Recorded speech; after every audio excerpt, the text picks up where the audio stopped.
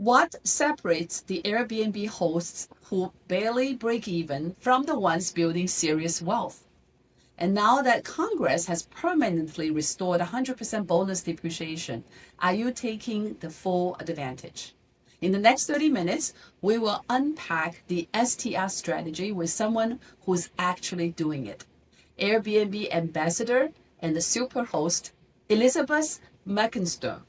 And I will walk you through exactly how to turn a short-term rental into one of the most powerful tax tools available to high-income earners today.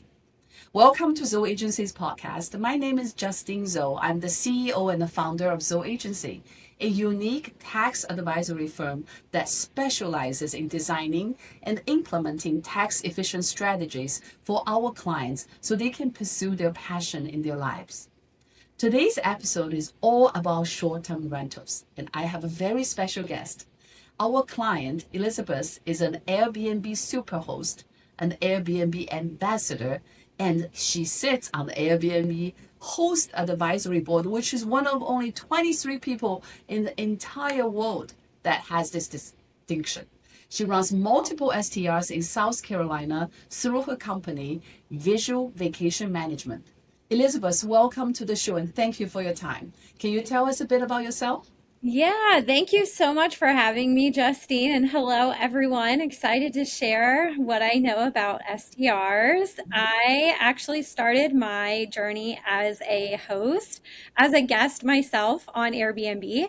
So during my my studying for my doctorate work in North Carolina, I stayed with a woman. She was 80 years old at the time, and she was hosting just a room by the university. And I thought, you know what, if she could do this, maybe this is something that I can do. So you were living there. Yep. So, Wow, okay. yep, I stayed with her for almost 3.5 years on the weekends. I'm actually seeing her tomorrow. She's almost 90. And she was completely my inspiration for starting my own hosting journey. It's a really cool story. But I thought, as I was doing my doctorate, I kind of thought, okay, maybe this is something I could do to pay off my student loans. And so we bought a rental property here in Myrtle Beach. And then the next year we used the equity, we bought a second one. And then the next year we bought a third one. And then we've just grown from there. So now we manage almost 20 properties. Most of them are short term. We have a few long term and a few mid term in there. Mhm. And in between there, I became an Airbnb ambassador, an Airbnb community leader. And like you mentioned, I'm now on the host advisory board, which has just been awesome. So it Yeah. was like really nothing I had ever expected. I'm a teacher. I teach public speaking and public relations at Coastal Carolina University. And so it's definitely possible to host and work full time. Wow. And how long you been doing this? So we started in 2018. That was our first property. And then we started managing other properties about 2.5 years ago. So we scaled kind of quickly. We went from just having our own few properties to about 10, and then the next year about 20. Wow. And so we grew pretty fast, but it's been awesome. It's been a fun journey. And Airbnb's been great. I can tell you from my experience, I don't do it, but from my, stories from my clients, I don't think Airbnb is for everyone because some people just, I think that the whole thing is it's not really a passive investment per se. That's why the IS code says this way, right? You do have to put some active management, but if you manage it well, like Elizabeth, you can still have hold on to a full-time teaching job while doing so much on the side, right? So it's about the expertise and how to do it. And that's why today we're here. I want to give all my clients some practical guidance on how to do this successfully, right? Yes, and you're right. We see a lot on social media about passive income with short-term rentals, and it can be, but I think it is a lot more work than people think it's going to be. Yeah. How do you streamline your work and make it make sense, right? Yeah. So I will have a couple of segments. So the first topic I want to touch upon is why short-term rental and why right now. And this will be a short one. I think we had another podcast before why short-term rental is better than long-term rental if you have the stomach for it and if you have a good teacher like Elizabeth and learn all the ropes.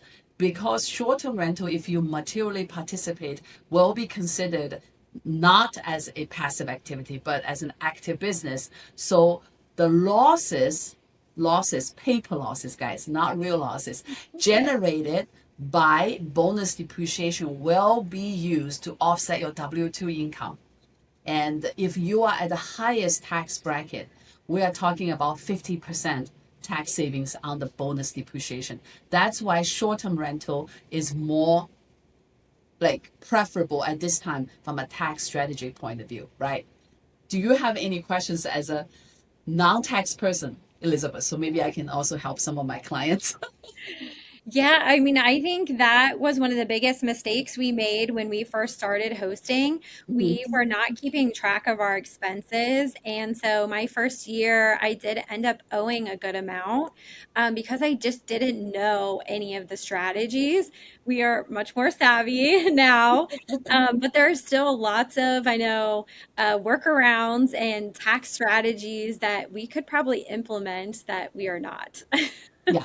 So Not yet. the joke I always say is long-term rental is a great investment because you don't have to pay tax on the rent income Yep. because all the passive losses will be able to offset your passive income. But short-term rental is a much better investment in the sense that you not only don't have to pay tax on your rent, you also can reduce your W-2 income to save more tax. Uncle Sam can help you fund your next property, right? That's the whole Yep. point of it. Yeah, yeah. Yep. Okay. So we're gonna not dwell too deep on the tax strategy. I think everyone knows short-term rental is better, but how we're gonna do this, Elizabeth, is gonna be you. Yeah, so I think one of the first questions a lot of people ask is what market do I choose? And for us, it was really easy because we are already in a vacation destination. And so it was easy for us just to pick right literally in our neighborhood. But if any of the investors out there are thinking about what markets to pick, there are some really great people that I turn to. So AirDNA is a website to help look at kind of what comparables are in the area or how much income you can make. I also really like Kenny. He's with STR Insights. And Matt Sanderson, he is with STR IQ. These are all people I follow. I get their emails and just like see what's out there, what kind of deals are out there across the markets. And then the last one is B&B Calc, Jeremy at B&B Calc. So I think that's a great place to start is just diving into the experts that are already diving into the analytics on what markets are doing well, what areas are performing well. If you're not going to pick something that's just like in your own market, kind of like we Yeah. did. I have one thing to say here, probably not very correct, but I feel like a lot of people, especially the first Airbnb they do, is a place that they love. Like they always go there for vacation. I have Yeah. a client told me they go to a place like 20 minutes from Daytona Beach, Yep. north. So it's very quiet and it's really affordable. And they go there every year anyway, so they bought it Yep. and it's turning out really well because people can go to Daytona Beach, but they don't have that much competition, right? So Yep. it's more like you're turning yeah, market research is very, very important. But when you do your first one, it can be overwhelming, right? Yeah, and I always suggest like if you really want to just start getting into it, pick a place that's close to you that is drivable, or your favorite vacation place, and that way you can get to your property if you need to. It's not, miles and miles an airplane ride away. That's a great way to get started, and then you can always use equity or sell that one once you kind of get your feet wet, especially if you're planning on self-managing. It's a little different if you are going to hire a property manager, then the world is your oyster. But if you're planning on self-managing, it is often easier to kind of pick something that you're familiar with or that's close by. Yeah. And the thing about property manager is so for you to fully utilize the tax code, the first year you have to self-manage. But after that, you can hire a property manager. And then after that, once you do it 1 year, you should be good. The hardest part, just like riding a bike or doing anything new, is just that beginning part. I Hmm. always find like those first few months when you're first starting to learn how to self-manage can be very overwhelming. But then I always tell people it's like rinse and repeat, rinse and repeat. Once you have your systems and your processes down, Hmm. it's really not that hard. Okay. So the first is choosing the right market. It could be good insight from the people that are expert in the area, and Yep. or you can just pick a place that you really like or somewhere you're familiar with, right? But what to look in the property, Elizabeth? Yeah, so this is really dependent on how much effort you want to put in. Hmm. So if you want to start with a smaller place, it's often a little less headache, less people you're renting to, less maintenance issues, but oftentimes less money. Hmm. But if you want to go big, buying a bigger property where you can host more people, that can be a good option too. I think the most important thing for me is looking at the bedroom and bathroom count. I personally, when I go on vacation, I always hate when it's like 8 people in one bathroom. And that's not maybe something you would think when you're just buying a house, but you have to think about when people are on vacation, they don't want to cram like 8 people into one bathroom. So I always look at bedroom and bathroom counts. Is there enough bathrooms for how many people you want to host? And Hmm. then some of the other amenities I think are good, depending on the market, depending on the area. Hot tubs tend to do really well. Any outdoor amenities tend to do really well, depending on the season. Hmm. Um, and king size beds. People love to have some king size beds. That's interesting. Yes. Yeah. And then also good design. So if you're just starting out and you don't want to put a lot of work into it, something that's already pretty turnkey that can easily be made beautiful with not a lot of effort is another good thing to look at too. So you're Hmm. not spending a lot of time having to renovate right away to get it ready to Okay. host. Okay. I do have a little bit of counterpoint on that one. I actually tell most of my clients they should buy something that needs some work. The reason they can add that 100 hours into it because you have to have a time log to show the IS that you spend 100 hours, right? And Yep. just messaging with the what do you call it, the guests is not going to be Yeah. enough, right? Yes. So putting in some time and the money, and also you probably can get a little bit lower price property for in that end, right? And Yep. another thing I learned from my client is you always need to find a unique property in the market, no? Because Yes. this way it's easier for you to, I don't know, like for you, like how Stand many out. bathrooms? Yeah. Yep. I have one client told me they put a hot tub outside of the outside of their house, the Yeah. house hot tub, and they Yep. said right away it's all booked this winter. Yep. Yes. Hot tubs, it do really, really well in some markets, Yeah. once you put in a hot tub, all of a sudden it just books right up. Yeah, because you stand out, isn't it? Yep. It's different. It's something unique. The mountain areas, everyone's looking for a hot tub.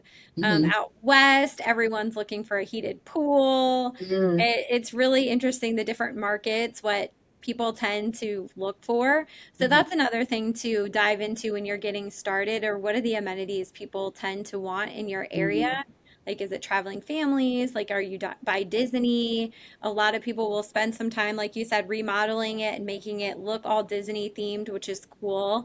Are you beach themed? So really leaning into like what that market would be interested in booking to make the property unique. You could spend a lot of time just doing that. Yeah, you said 100 hours, that's easy, right? Yeah. And this is another question people always ask me, like, how do you pop up your listings on Airbnb? Like, so people Yes. book you. Yes, so that's a great question. There's lots of things you could do once you get your listing going. The number one thing I think is the most helpful that people think will cost a lot of money but doesn't is getting a professional photographer. Mhm. So hire a local real estate photographer, get really good high quality photos. Airbnb's algorithm kind of reads the quality of the photos, the lighting, and also what's in the photos. And so it's often not as expensive as you think. You could cover it in like 1 or 2 night bookings, but it will make a huge difference in the algorithm.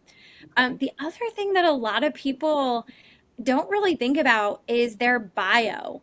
So I can't tell you how many people mention something that I've written in my Airbnb bio, like I'm from Ohio or I'm a teacher. And I feel like that's an area that people often just click through, add their Personal, profile personal picture. connection, right? Yep. Yes, Yeah, it's very important. And when you think about when you search, oftentimes people are looking at those things. But I see a lot of new hosts just kind of brush right over that. That's one of my kind of hidden algorithm boosts to do. oh, okay. And you do have to upload your own picture anyways, right? That everyone does, right? Yep. Yep. And I think adding your own picture helps. Some Mhm, people will have an LLC, which is good. mhm, But I think having your own name and your own picture helps, especially if you're using Airbnb. mhm, People like to book with people on mhm. Airbnb. You can always do the LLC in the background. Yeah. Do you actually have to like do some tricks every day to pop up your listing? Just a dumb question. No, that's a great question. Um, so yes, that's another little hack. Sometimes I'll go in there and I'll just switch a picture around or switch my wording or switch my title or just something so the algorithm thinks this is new and kind of keeps Oh, populating it to the top. And so I do try to go in there and make some little changes or edits and you can always experiment. Sometimes I'll change out the cover photo and see how it does. And if it's like, not doing so well, I'll just swap it out and see how the next one does. So it's, not don't be afraid to experiment. so how would you, for like managing 20 properties, how much time you spend on a daily basis on the Airbnb to like, tweak things? Yeah, great question. Honestly, not too long. Okay. So It's I not. can, Mhm. yeah, it's not bad. I can go in just from my phone and swap some things around. Oftentimes I'll set aside a few hours a week, not even a day, a Okay. week just to spend on optimizing Mhm. and even just a few minutes a day. I Okay. try to remind myself instead of doom scrolling on social media, go in there and change your listing and make some money. Okay. All right. So now let's go to the next section, which is my favorite. What is really the secret of a successful STR, in your opinion?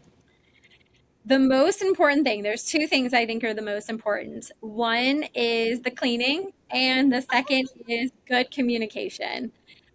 We have been able to salvage a good 5-star review just by having good communication because things happen.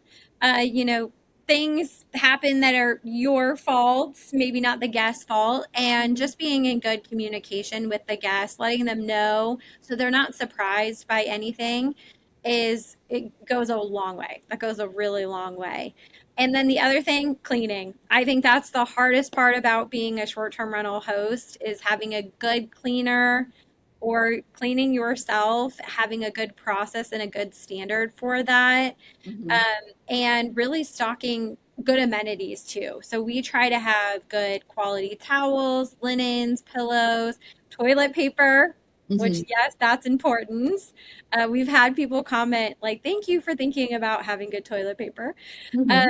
And then just adding other little amenities like water, even just a little handwritten note, those kinds of things really go a long way. You don't have to spend a lot of money to do those little hospitality touches, but just being consistent and doing them, I think, really will set an STR apart. So good communication, great cleaning, and just those little touches here and there, Mm-hmm. I think is what really helps people be the best. Okay. So another thing I hear people say is the pricing is also kind of very important to be successful there, right? Yes. How do you And handle that? yes, and I will say we have tried it all. So there are tools, dynamic pricing tools out there like Price Labs, Wheelhouse, Beyond. We've tried some of them. We actually just hired a revenue manager called Tidemark, and even in the first, I think it's only been 2 weeks, we're already getting more bookings. So that was a piece that What is a revenue manager? Is a person or an agent?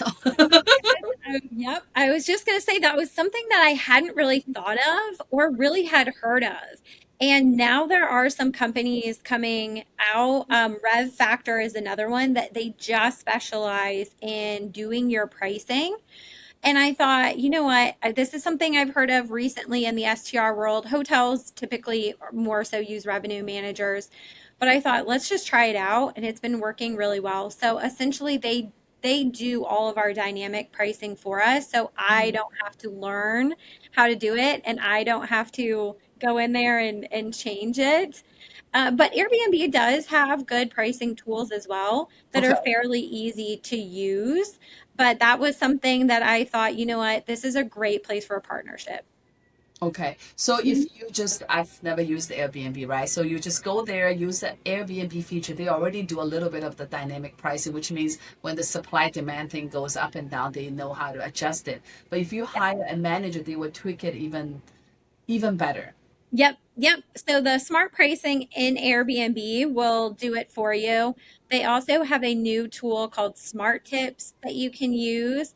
So if you're wanting to try it out on your own, that's a great way to just get started is using the tools within Airbnb's platform. Hmm. But after this is what about 8, 9 years, I finally said, I'm gonna have someone else do this for me. And that then I don't have to do that part of the Yeah, you optimization. have 20 to manage, so we understand. Yes. Yeah. Yep. But That's for been a any lifesaver. newbie, yeah, for any newbie, maybe they should learn a little bit on the what Airbnb already offers. They probably have a lot of Yep. tutorials on their website, right? I Yeah. imagine. Uh-huh. Yep. Yes. I think for new starting out, you can do it on your own. You don't necessarily need to hire someone, Hmm. but that is one of the things I do think is well worth hiring someone out. It will help you Yeah. make more money. And I want to echo on your little thing that matters that because I Yes. travel a lot and my kids and I love using Airbnb. So I remember we visited Kyoto in Japan and the host actually picked us up from the airport. That was the Yes. sweetest thing that anyone could have done. And it's Yeah. not a standard practice. We were just asking her like how, they have very good train in Japan, right? But we had a lot of luggage too. So she's like in the middle of messaging us. She said, I really don't have anything for tomorrow at this time. I'll just come pick you up. I know. You know what kind of review we wrote? I love that. And those, you're right, those things do make a big difference. Like just meeting someone face to face, Mhm. which a lot of people don't like to do anymore, does make a big difference. Yeah, yeah. You don't just go into a place, you will also treasure this place, right? And then another one I want to say is someone like let us share use their bicycle. I think again that's not it's not under description. So we're asking them where to rent a bicycle and they say, oh, we actually have to that's in the shed or something. Like I was like, oh my God, like they're so generous. To me, Yeah. it's renting a bicycle probably not going to be that expensive, but it's that little thing, the gesture people do make you feel like, then we would definitely write that 5-star review. Yes, yes. And another thing that we love to do is just leaving like small gifts. We, Oh, okay. um, I wish I would have one right here to show you, but I don't. We will just get like little shells and make a little shell craft and stick it in a nice little bag with just like a little tiny thank you. And those kinds of things that are like fun to do Mhm. and low cost do make a difference. They make people feel like, oh, this was meant for me. This was left here for me. Yeah. Yeah, personal touch, personal touch. So Yes. another question I have is most of my clients probably will be managing a short-term rental that's remote, a remote location, okay, maybe let's say Hawaii or somewhere different, right? So do you have any special like helps for these people? Because it's really hard for them, right? They can't be always flying there. Yep. We know that they probably need a good cleaning crew, but besides that, what other things you think that they should be aware? Mhm. Yeah. So I love DoorDash. If there's DoorDash in their area, if there's anything they forgot, like the guest arrives and there are no sponges, you can always DoorDash those kinds of things. Or Walmart Plus. I'm trying to think what else. Any of those delivery things have come in handy, even here locally for me, but definitely for people that are hosting remotely. And the other thing I would say is any question that someone asks, save it to a quick reply. That way, if it most likely will be asked again, you don't have to think back every time. Where was that information? What did I say last time? You just save it and it makes responding much faster. So even like local recommendations, people will ask, what's your favorite beach or your favorite restaurant? And you could just click those very quickly and answer. That will help you save time if you're remote hosting. So quick reply means you save it on your phone, or how? What do you mean? I'm a technology, Yeah. dummy. Yeah. You can save it in your phone. You can save it Okay. as a note in your phone. Airbnb also has a function in their tools called Quick Replies. So you can actually save them right in the app, Hmm. and you can also schedule messages. So that's Wow. another, if you're like on a different time zone or something, you can schedule your check in message, your check out message. There's one more that I'm not thinking of that you can schedule to go out automatically. So that's just another way to save time and kind of optimize the tools within Airbnb. You can also do this if you're using other tools like property management software, not just in Airbnb. But Mhm. yes, having those and setting those up ahead of time will really help. I try to spend some time anytime I'm starting a listing making like where's the coffee maker, how does it work, making a guidebook of all those things so that if you're not there at the property, you know exactly, okay, this is how it works, Mhm. or this is where it is. Mhm. I think one of my clients had a short-term rental that he also went on a something like, I think we didn't do a podcast then, it was a webinar, and he mentioned something really cool too. He said he has some system in the key that knows who goes in, goes out, so he knows that the cleaning person goes in, and then like Yeah. that Yes. you probably use that too. So you know that you think if you're not there, you know that people are doing it, right? Yes, and I highly recommend having a smart lock. So Oh, I that's called have smart both. lock. Thank you. Yes, smart lock. Yep. I have both Yale and Schlag. I like them both. Both of them connect with most property management softwares and directly with Airbnb. You're Mhm. right. That's another time that will save you as a host and definitely will make sure your property is secure. I like cringe when I still hear people giving keys. It makes me just so nervous. You can, make a copy. Less and less people, I don't think they're doing that. Normally, it's like you key in I Yeah. don't know what. Yeah, something. Yep. Yeah. And yes, you're right. You can see, like, we can see when our pest control comes, we can see when the door's been opened, we can lock it remotely. So, definitely having a smart lock is another good tool to have as well. Good, good. Wow, there is more and more tools coming up to help us to manage all this, right? Yeah. So one thing on the cleaning crew, um, do you go normally with like a bigger firm, or you just go with like what is your, so how do what's the reliability, how you, I mean, if that mess up, you're really not going to get a 5-star review. Yes. Yes. Um, so this was a huge problem for us is finding some reliable cleaners. Hmm. We actually did just start our own cleaning company as well. But before that, one of the Wow. Good. Yeah, yeah.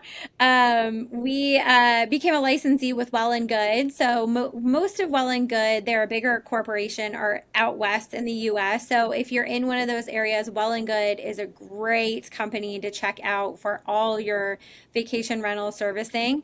But the other app that we started using when we first started hosting is called Turno. And you can find cleaners on there, you can pay cleaners on there, you can see their reviews. So it's kind of like the Craigslist or the Angie's List for short-term rental cleaners. Wow, And it's called that is, Pitfalls. yeah, T Turno. Yep, Turno. yep, Turno. Yep. Yes, that has been super helpful. Like if you're in a pinch and your cleaner, you have a great cleaner and your cleaner backs out, you can jump on Turno.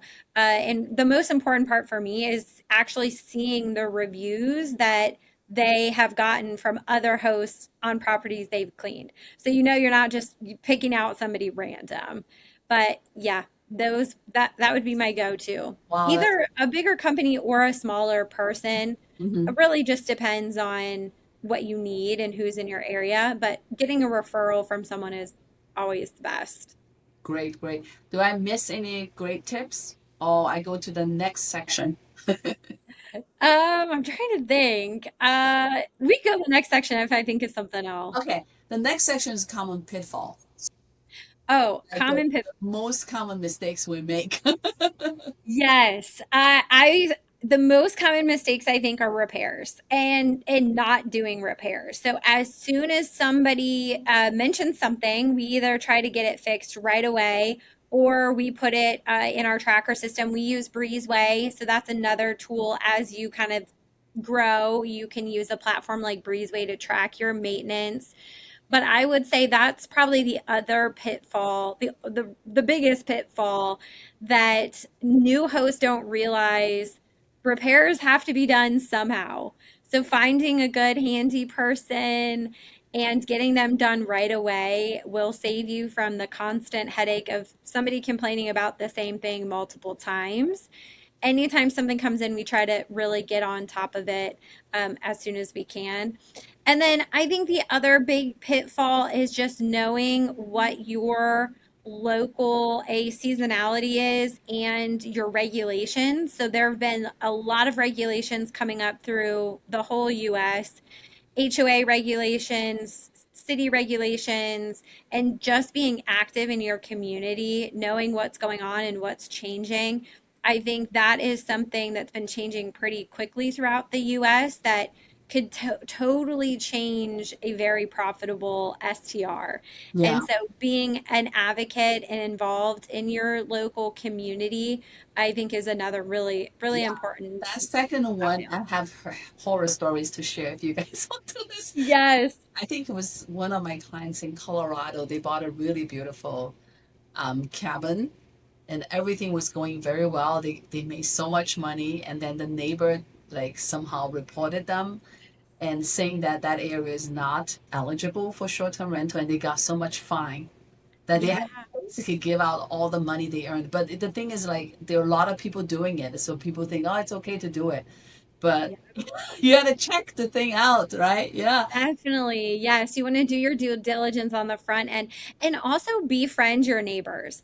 So many people Yes. think, yep, so many people think like STRs are going to ruin my neighborhood. They're terrible. You know, there's a lot of misconceptions. But if you actually take some time to get to know your neighbors and befriend your neighbors, it will really help you out. And not only that, I have heard of people offering their neighbors kind of jobs. So, like if you need your trash taken in, maybe you offer your neighbor $50 a month to pull in your trash or something that makes it mutually beneficial for your neighbors. But yes, befriending your neighbors and that way they can also let you know if something's going on before it happens Yeah. and not after when they're already not happy. Yeah. There was an old proverb in Chinese. We say a good neighbor sometimes is even more important than a faraway relative. So true. I love that. Yes, Yeah. befriend those Yes, neighbors. you have a really good point. Yeah. Okay, go on. I'm sorry. Any other pitfalls? Hmm. And then I think just knowing your market seasonality is important. If you have a really bad off season, so here in Myrtle Beach, we definitely have an off season between, I would say, November, December, and February. And just knowing what you're getting into so that you're prepared for that. Maybe you do some midterm, or maybe you do some renovations during that time frame, and just kind of knowing how to predict your income through the year. Hmm. I think some people get into it and expect a pretty consistent income throughout the year, which might be true in some markets, but in markets that are very seasonal, you want to make sure that you're making that money during the season, not doing your repairs right during the season, Hmm. and then you have a plan to kind of help you in the off season. So Hmm. that's another thing I commonly see is um, over projecting the income without thinking about the seasonality of the area. Is there like a good database people can go to find out, like, let's say in Myrtle Beach in this area, what's the what let's say, like, what's the occupancy rate could be like a realistic, like, uh-huh. Yep. Yeah. I think those that I mentioned in the beginning, STRiQ, B&B Calc, AirDNA.co, and I'm missing one. STR Insights. Those all are good both for looking at occupancy, ADR, and looking at markets before you buy. There's a ton of data on those. And often there are some paid versions of them, but some of them have free versions that are really great too. Hmm. Uh, I Great. could spend all day So looking at them. yeah, thank you, thank you. So how about the repairs? I'm a little bit concerned for people who do it remotely, which would most of my clients would do. How you handle that? I mean, on the cleaning, you have that beautiful app. Do they have a good app for handyman? That's a good question. I'm just Um, saying. I know. I have heard that Turno is going to do maintenance on their app as well. That makes the perfect sense. Yes, I think it's either already there or that is coming. But we just utilize a local guy, and he is very diligent about sending us photos of what's going on and afterwards. And so I think whoever you find, or maybe even a few people that maybe if one's busy, you still have a few other to fall back on, and just requesting good photos. Most everything can be done remotely. Hmm. And actually, I have really no handy skills, and so I would just be in the way. Yeah, I think Turner would be a good thing because cleaning, they would definitely see what's broken, Yes. right? They will Yep. see it. Yeah, that's a lot. You do have a lot of practical tips for my clients. Any other pitfalls that we missed? Well, I won't mention this as a actual like pitfall, but it's kind of a pitfall and a benefit is just not having good partnerships. When we first got started, that was something that we really struggled with, even in our own local market. And so I think that can be a pitfall, but also a very beneficial thing if you build up good partnerships with your handy people, your electricians, your HVAC, like save them to a place on your phone or on your computer, so you're not always thinking like, oh, who did I use for that, or who did I use for that, and really leaning into the local community.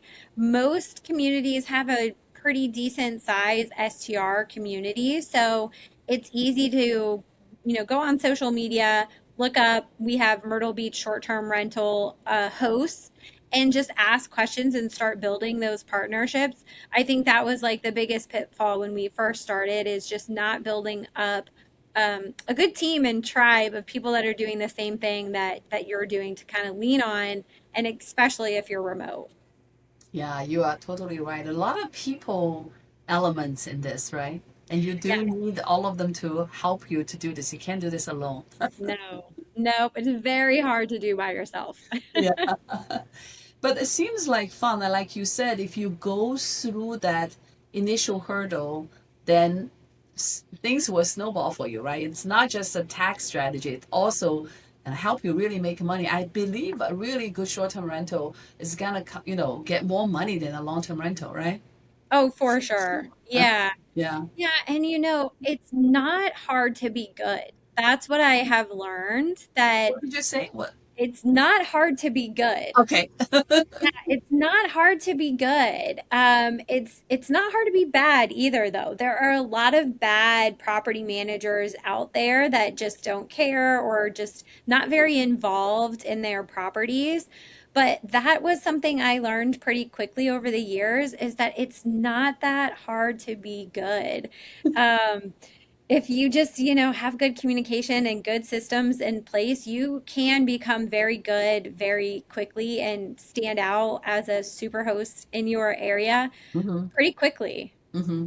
Yeah, I think most of my clients are experts in their field, like you're the teacher in your field. So when they do anything, they always do put they put themselves in and they care. So it's not like just a business, you know what I mean? It's not just like I'm doing for someone else, they're doing for themselves. So these are really good confidence boosters. So I mean, we're definitely running out of time, but one last question is, if you had to start over, what would you do differently?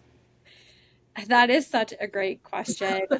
I do think if I had to start all over, two things. I would invest in a really good tax strategy and a really good CPA. And I'm not just saying that because I'm on this podcast. That was like one of my very first early mistakes, is not tracking our expenses and not having a good tax strategy in place. So that is like the first thing I would really make sure I have right Now from the you are in good hand. Yes, yes, Well, yes, that's great. finally. Thank goodness. It took me a good amount of time to finally get to a place where I really valued what I was missing out on the tax and accounting side. Hmm. Honestly, just being ignorantly blissful. And so, yes, that Okay. would be one. And then my second would be to really invest in some good design. Um, we just bought our properties and started with what we had. But like you said, using those 100 hours, I would have really invested in some good design, interior design, making our properties better. I mean, when we started, we had like the green carpet that was like popular in the 70s. Okay. And we just designed around that green carpet and made it work for a few years. Uh-huh. But now, like knowing what I know now and knowing how much competition there is in the last few years in the short-term rental market, I would have started with really good interior design. You basically really need to stand out. Yes. People had to look at your picture like they fall in love with it, like, so they're not gonna worry too much about the nitty gritty. Is it $20 more a night or right? Yeah. Yeah. And the market has really changed even in the 8 years that we've been hosting. When we first started hosting, you could throw up your grandma's house or your 80-year-old cabin, or your green carpet. You could throw anything up there and it rented really well. But now that the market has become more competitive, people have spent time investing in their amenities and in their properties. It is kind of a whole different game than just a few years ago. Mhm. A lot more emphasis on the guest experience and good quality properties. It's good for the consumer. Yes, yes, and having awesome vacation experiences. That's what we want to have now. Yeah. As a consumer, I do feel like with a family, it's so much better than a hotel. And it Oh has yeah. so much character, right? Yes. Yeah. And also the stories and the people, and those are the kinds of things that really draw me to Airbnb rather than, a hotel, is the people and the stories behind them. And so don't forget to humanize your listing. Even though it's a property, there's always a story. Anyways, I want to thank you. This has been a lot of fun. And you want to have any closing remarks for us? Yeah, thank you so much for having me. If anyone is interested in mentoring or coaching, feel free to reach out on my website, elizabethmuck.com. com. And a little teaser, I'm working on this summer a coaching class that will have videos in there and all kinds of how-to information. So if you are looking to do something a little more hands-off, you just want to watch some videos, hopefully I'll have that done by the end of the summer. That's my summer goal. So would I be happy to help talk to anyone that's getting started, or even if you're already started. But thank you so much. This has been so fun and so glad to have found you all for my taxes. Yeah, we will show you even more how we're gonna save you more. I cannot wait. And then just your website is your first name, Elizabeth, and your shortened last name, muck.com, right? That's Yep, easy to remember. Yeah. you got it. Yep. Thank you so much. And for everyone who's listening, if you are a high income earner, curious whether STR could work for your situation, I'd encourage you to take a closer look, especially with the permanent restoration of the 100% bonus depreciation. The window to accelerate your depreciation is wide open right now. That's how they say it, right? So at Yep. Zhou Agency, we actually work at the intersection of both tax and the real estate. Do you know we're getting our Florida license because we have overwhelming, Woohoo. yeah, we have overwhelming, what do you call, demand on short-term rentals. We Yeah. actually are very active in the Chicago market. Our company manages more than 200 doors in Chicago multifamily. Yeah, so we are expanding to Florida. I think we should be able to get the license by the end of this month and working with a really good firm there. So if people want to, invest, right? We are here. So start always with a conversation with your CPA, like that's Elizabeth. I didn't tell her to say that. No, and honestly, that is one of the reasons that we picked you all because we really needed someone that knows real estate and knows the STR market. Mhm. And because there are so many strategies that I knew we were leaving on the table. So I was super excited to find y'all that are actually working in the real estate realm. Yeah, yeah. So I mean, tax is also very wide. yes, Yeah, yep, yeah. It's not like everyone will know everything. yep. And I think we really focus on strategy. And you haven't had our strategy call with me yet, but you will see how we're gonna do this. Yes, it's very much needed. I cannot wait. Great, great. And thanks for listening to the Zoe Agency podcast. If this episode is helpful, please share it with someone who could use it. Until next time, keep planning and keep building. Bye. Thank you.